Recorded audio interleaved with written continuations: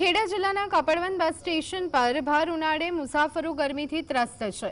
હજારો મુસાફરો ખાસ કરી નાના બાળકો, વૃદ્ધો અને ગરીબોની ભીડ હોવા છતાં છેલ્લા 39 વર્ષથી બસ સ્ટેશનમાં ઇલેક્ટ્રિક પંખાનો અભાવ છે। એસટી ડેપોની ઓફિસોમાં પંખા હોવા છતાં મુસાફરો માટે કોઈ વ્યવસ્થા નથી। પીવાના પાણીના નળની હાલત ખસ્તા છે। કેન્દ્ર અને રાજ્યમાં ભાજપનું શાસન સ્થાનિક એમએલએ હોવા છતાં પ્રજાની સમસ્યા પ્રત્યે ઉદાસીનતા જોવા મળે છે। મુસાફરો આ સુવિધાઓના અભાવે રોષ વ્યક્ત કરી રહ્યા છે।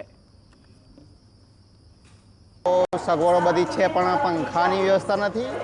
થોડુંક પાણીની ચોખ્ખાઈની થોડીક વ્યવસ્થા કરી હોય તો સારું આવે, કેમ કે આવી ગરમીમાં અહીંયા બેસવું, રાહ જોવી બસની, તો ગરમીમાંથી સાહેબ ગરમીમાં કઈ રીતે બેસી શકાય એમ। જો પંખાની સગવડ હોય તો પેસેન્જર શાંતિથી બેસી શકે અને બસની રાહ પણ શાંતિથી જોઈ શકે। પંખા બરાબર નથી, મેં જોયો બધું, પણ હોવા જોઈએ। કે આ ખરેખર બહુ ગરમી પડે છે, મુસાફરો અહીંયા બહુ આવે છે, મોટું સ્ટેશન છે, તો એની વ્યવસ્થા પંખાની કરવી પડે। એને જ્યાં જે છે એને એસટી ડેપોવાળાને તો પંખો એક નથી, ગરમી બહુ પડે છે।